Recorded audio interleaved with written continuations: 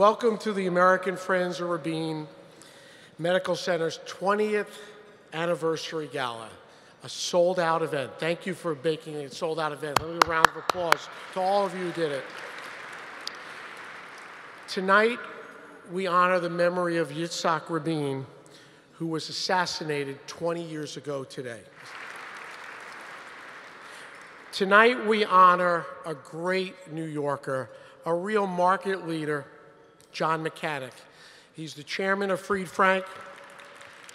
John, your colleagues, friends, and clients have supported tonight's event in an overwhelming fashion. Again, I want to thank all of you for great support. We're doing something terrific for Israel. The Rabin Medical Center is growing, it's flourishing, and its partners in New York are really a part of what makes this happen. Please allow me to share some words of special recognition as we celebrate the success of Miriam and Woody's vision after 20 years in 1995 in Washington, D.C. Miriam Rom, wife of Major General Giora Rom, and Woody Goldberg, former Chief of Staff to the Secretary of State Alexander Haig, established the American Friends of Rabin Medical Center to support the center, Israel's premier hospital and research facility. The effort that they devoted to what was then a budding organization was only surpassed by their enthusiasm, and thus began a tradition of social activities and fundraising events that for the past 20 years we have been proud to cultivate and continue. Tonight we say thank you and congratulations to Miriam and Woody. Thank you. I wish I could be with you in person tonight at the American Friends of Rabin Medical Center's annual gala, but I'm glad to have this opportunity to congratulate you on your 20th anniversary and pay tribute to my friend Yitzhak Rabin. For 2 decades, you've been an important partner in the Rabin Medical Center's mission to offer excellent care to all who need it. You should all be proud that the funds you raise support not just the expansion of critical facilities, but a vision for compassionate care that transcends borders and beliefs. And of course, your work is especially meaningful this year as we mark the 20th anniversary of Yitzhak's death. By supporting your colleagues overseas, you're celebrating the special relationship that exists between Israel and the United States. And by prioritizing our common humanity and state-of-the-art medicine, you're helping to fulfill Prime Minister Rabin's vision for a peaceful, prosperous, inclusive Israel. I loved and admired Yitzhak Rabin. I'll never forget the risks he took for peace. As we reflect on his life, let's continue to find new ways to rededicate ourselves to the goal for which he gave that life. Thank you for sustaining his legacy by bringing hope to millions of patients throughout the Middle East and ensuring a healthier future for generations to come. I know how much your work means to the Rabin family and to all whose lives have been made better by your inspired philanthropy. Thank you. This is a very, very special night, and I'm honored once again for my 6th time to be here to not only honor him, but honor the good work that the Rabin Medical Center is doing. And we celebrate tonight the 20th anniversary of American Friends of the Rabin Medical Center. We're proud to announce that the Rabin Medical Center ranks number one in patient satisfaction. The first ever Israeli Health Ministry survey that was conducted this year, truly making it Israel's premier hospital. Based in New York, American Friends of Rabin Center is a national charity with the mission. The mission is to support medical treatment and health care at Israel's Rabin Medical Center. Partnering with the hospital, American Friends helps to promote the best care, the best research, the best technological innovation possible in order to reach new frontiers in global medicine. American Friends raises awareness and support for the hospital also through outstanding, exclusive annual events, which include this gala here, a golf outing for prostate cancer research, the BRCA Jean Cheryl Diamond NYC 5K Schlep Run and Walk. an AML Broadway luncheon, and a downtown real estate event benefiting Rabin's ER and Trauma Center. As American Friends of Rabin Medical Center's impact continues to grow, we celebrate 20 years of stellar achievement as an organization that truly contributes to the advancements in global health care. Through its good works, American Friends of Rabin Medical Center perpetuates Prime Minister Rabin's legacy, emphasizing the sanctity of all life and peaceful coexistence through superior health care. This year also, as you know, marks a very tragic and a very important anniversary for Israel, for the United States, and for the whole world, all who lost. It was 20 years ago on November 4th at 8:30 p.m. that Yitzhak Rabin was assassinated. Someone else who knew Yitzhak Rabin very well and was there at the final moments. His name is Ambassador Martin Indyk. He is currently the Executive Vice President at the Brookings Institution. He is, as many of you know, an expert on the Middle East, as well as its politics and its history. He was a U.S. ambassador to Israel, and he knew and worked with Yitzhak Rabin. Ambassador Indyk was twice appointed to serve as the ambassador to Israel, which included the very time of Rabin's assassination, November 4th, 1995. I want to show you now a 3-minute montage of the interviews that we did and some reflections on him. I urge you to go to my archive, charlierose.com, and just have a sense of looking at the interviews that we did and get a sense of his courage, get a sense of his vision, get a sense of his leadership, and get a sense of his boldness, a man who was willing to take a risk for peace, believing in Israel's strength. Here is that video. Done. Yes. I had never thought that a moment would come when I would grieve the loss of a brother, a colleague, and a friend. He cleared the path, and his spirit continues to light the way. Even in your hour of darkness, his spirit lives on, and so you must not lose your spirit.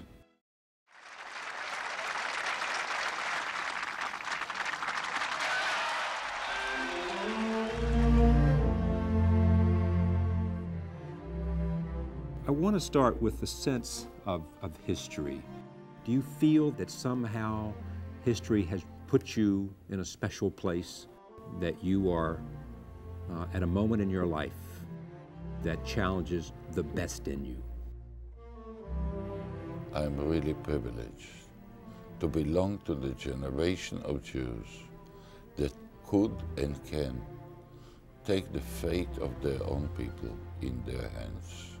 We have to take calculated risks for peace, not only risks at war.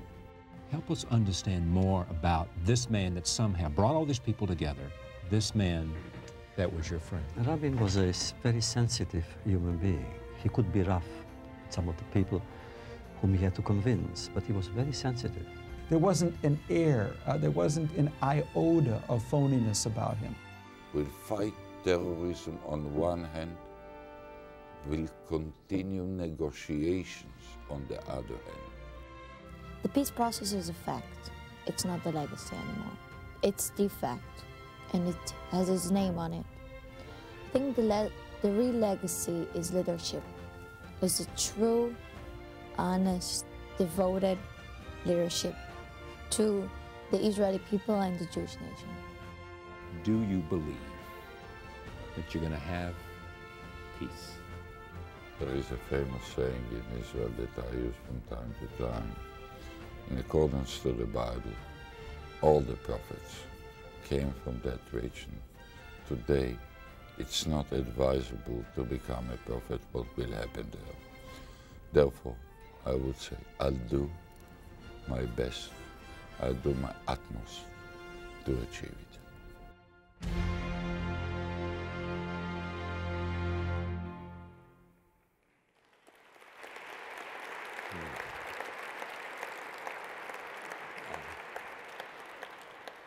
And he gave his life for that. Seeing him on screen again, tell me what you felt. You know, he was a very shy man, taciturn, man of few words, but great conviction. And at the time that I had the honor to work with him, with President Clinton, first when I was in the White House, and he had just been re-elected as Prime Minister, he came there in what I considered to be his heroic phase. He was a man who had been a warrior, Israel's greatest general to that point, the chief of staff of the Israeli army during the Six-Day War. Before that, he had liberated Jerusalem back in the War of Independence in 1947. And now he came to the White House to tell President Clinton that he was going to be a warrior in the cause of peace. And that's what struck me about that. You saw Rabin in his heroic phase when he had the strongest conviction that he was going to lead his country to peace. But Yitzhak Rabin had this basic principle that you make peace with your enemies, not with your friends. We have to pursue peace as if there were no terror and fight terror as if there was no peace process. That was his fundamental principle. After he was very tired, and he'd been in Washington and was long and tired, we went back out to the public television studio out in Arlington, Virginia, you know, and he came, and I think he was so tired that he just felt like he had to speak from the heart, and it's been in my mind since all this last 20 years it has. Where were you 20 years ago in November? Yitzhak had asked me not to come to the peace rally. He didn't want to politicize the US ambassador. And so I was at home. I got a phone call from Eitan Harber, who was his chief of staff. And he simply said, Yitzhak's been shot, meet me at Ichalov. When I got there, and I was then led in to see Leah and the family, who were in a room on their own. Everybody else was kind of waiting outside. And of course, she was inconsolable. And I tried to find a phone to call the White House. And none of the cell phones worked down there, so I found a landline, and I picked it up as I was trying to get an outside line, and by some strange coincidence, it was the White House Situation Room on the line. And I said, well, this is the ambassador, and they put the president through. And I said, Mr. President, it's terrible, and he sounded terrible. And I said to him, you know, in Jewish tradition, they bury their dead very quickly within 24 hours if they can. So the funeral is going to be 24 to 48 hours from now. He said, I'll be there. If you were writing the first line of his obituary, Yitzhak Rabin, what would you say? That he was a warrior in the cause of peace, who gave his life for a vision of a secure Israel living at peace with its neighbors. When my fellow board members asked me to briefly speak about Jonathan Mechanic, I frankly did not know how to describe such an icon. John is and has been a mentor and a friend for 2 decades. John Mechanic is akin to a Frank Gehry skyscraper, a one-of-a-kind masterpiece commanding the skyline amongst giants. Or a Hemingway novel, John's life, eloquent and measured, yet sophisticated and busy. John is a giant among giants. Named one of the most powerful people in real estate and law, too many times to recount, John is acclaimed in so many circles. However, all of the discussions I've had about John, the focus and recurring theme keeps coming back to him being the best husband, father, golf, tennis, or business partner, and friend anyone could ask for. When the word integrity is heard time and again, you realize John is a man who defines men. John's mustache is so iconic, Oxford is even considering a new emoji named after him. Don't get angry, John. We love you and you're the coolest guy around. For me, John is not just an icon and one of the best real estate attorneys in not just New York City, but just about anywhere I've experienced a real estate transaction. He's prolific beyond any words to describe it. And in spite of that, he is a great friend who always has time for a friend. He is a great, absolutely great family man, wonderful husband and father. And then with a little bit of time left over, he's involved with numerous charities, and his philanthropic efforts are second to none. I'm introducing my brother, and I would like to bring John Mechanic up here to get the Rabin Excellence in Leadership Award. I want to thank all of you for coming out tonight to support the Rabin Medical Center. Yitzhak Rabin, in whose honor the medical center was named, was assassinated, as you've heard, 20 years ago this past November 4th. I remember listening to the news on the radio that day in a car outside my office at One New York Plaza and racing home to be with my wife, who was in tears, as we both sat glued to the television, watching in disbelief how this brave man, this visionary, who sought to bring peace to the Middle East, was assassinated by someone who violently opposed the signing of the famous Oslo Accords by Prime Minister Rabin. Tonight and at other times when the people here and elsewhere support the Rabin Medical Center, we are taking important steps to ensure that Israel continues to have some of the world's best medical facilities to combat the wounds of war and terrorism, as well as the health challenges faced without regard to events arising out of the current political situation. It is said that the Rabin Medical Center is a bridge to peace. We can all be proud of the Rabin Medical Center and what it does, as well as the man who was so appropriately honored by having the institution bear his name. You have heard so many good words about our hospital. Actually, I have nothing to add after such I can only do to the rest. So I really want to thank you for your help to our hospital. Looking out on the morning rain, I used to feel so uninspired. And when I knew I had to face another day, Lord, I was so tired. Before the day I met you, and life was so unkind, you're the key to my peace of mind. You make me feel, you make me feel like a natural woman. Yeah, you make me feel, you make me feel, you make me feel like a natural woman. You really, really make me feel, you make me feel, you make me feel like a natural woman. Hey,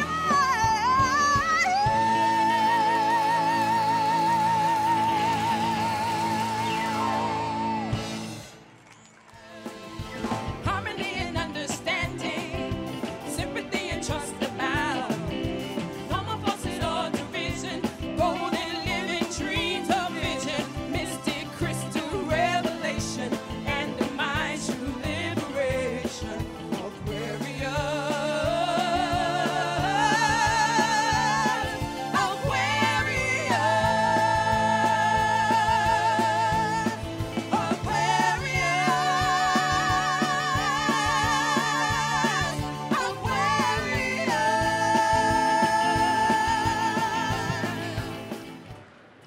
Thank you, everyone, for coming out and supporting us this evening.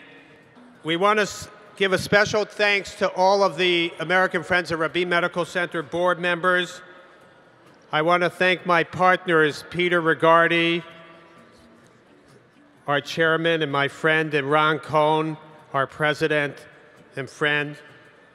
I want to thank our doctors from the hospital, and I want to just have Dr. Halpern and Dr. Oppenheim just come up for one moment. We're all here to help them, and I think we've done a great job, so let's give them a round of applause. This is the man who gave birth to the idea of our organization 20 years ago in Washington. Thank you, Professor Dr. Dan Oppenheim. And thank you, Dr. Halpern, for overseeing the success of the hospital and making it one of the most important medical facilities in the Middle East. Thank you. Thank you very much. In concluding, I thank our gala chairs, Rob Spire, Mark Holliday, Scott Reckler, Stanley Chira, Rich Agozi, Steven Siegel, and Ricky Chira, and Rob Soren. Last but not least, I want to thank an extraordinary member of our board who has supported us for years and joined our board last year, to Jonathan Mechanic. Jonathan Mechanic is a mensch. He is beloved, second to none. I just want to say a Hebrew prayer of thanksgiving. The Shechianu, Baruch Atah Adonai, Eloheinu melech haolam, Shechianu, V'kiyamanu, V'higianu, L'zman hazeh.